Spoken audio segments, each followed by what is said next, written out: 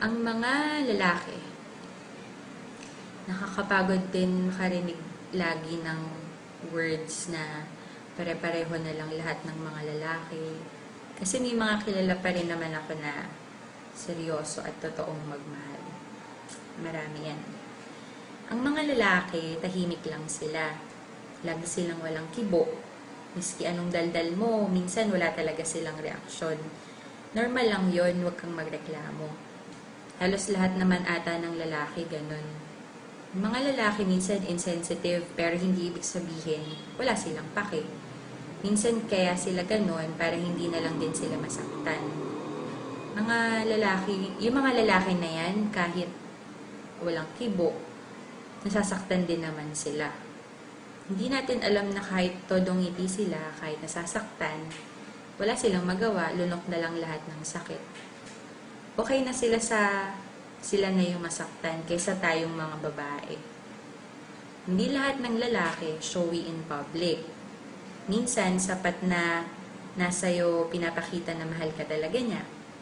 Hindi naman ang buong mundo ang minamahal nila, kundi ikaw.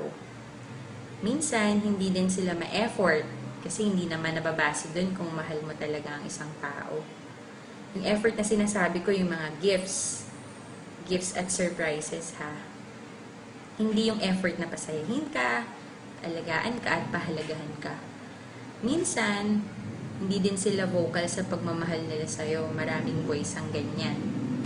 Kung minsan nakakalimutan nilang mag-I love you sa text or sa tawag, okay lang yun. Ang importante naman yung ginagawa nila na yung mga bagay kasi sinasabi nila sa'yo. Yung mga lalaking yan, nasasaktan din sila. Sa lahat ng aspeto ng buhay nila. Sa pamilya, kaibigan, sa love life.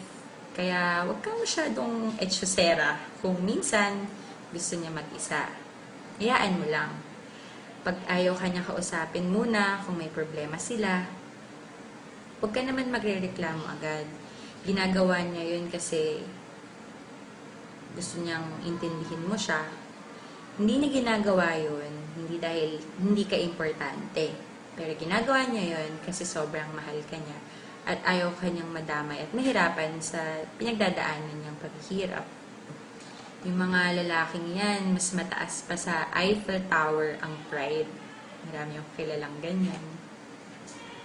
Normal lang yun. Huwag kang masyadong mag-e-emote na hindi ka na sinusuyo.